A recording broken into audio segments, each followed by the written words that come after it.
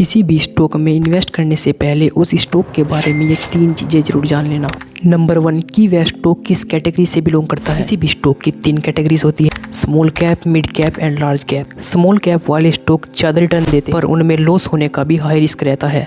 वहीं पर mid cap वाले स्टॉक थोड़ा कम प्रॉफिट देते हैं, वहीं उनमें लॉस होने का रिस्क भी थोड़ा कम हो जाता है। और वहीं पर लार्ज कैप वाले स्टॉक कम रिटर्न देते हैं पर उनमें लॉस होने के चांसेस भी बहुत कम होते हैं। सो तुम किस कैटेगरी के स्टॉक में इन्वेस्ट करने जा रहे हो यह तुम्हें पता होना चाहिए।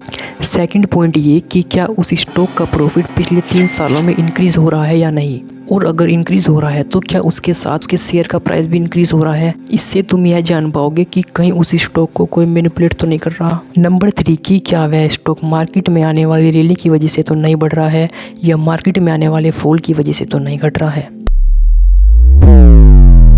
आने वाले टाइम में इन्वेस्टर के पैसों को 10 गुना तक करने का पोटेंशियल रखता है जैसे, और जनवरी 2024 से अब तक यह डबल हो भी चुका है। दरअसल इंडिया इस टाइम पर रिन्यूएबल एनर्जी में पूरे पोटेंशियल से काम कर रहा है और इस फील्ड में पूरे वर्ल्ड को लीड कर रहा है। और आगे आने वाले कुछ सालों में यानी 2032 तक भी इंडिया में इस सेक्टर की ग्रोथ लगभग 40% तक रहने वाली है, जो कि बहुत बड़ी बात है। और जब भी किसी सेक्टर में इतनी अच्छी ग्रोथ होती है तो उस सेक्टर के बहुत अच्छे स्टॉक भी ग्रो करते हैं।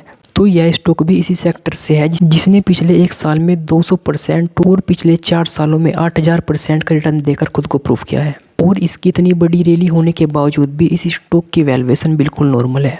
ओवरऑल इस स्टॉक का नाम है KPI ग्रीन एनर्जी, जिसकी मार्केट कैप भी 11,000 करोड़ रुपए तक है।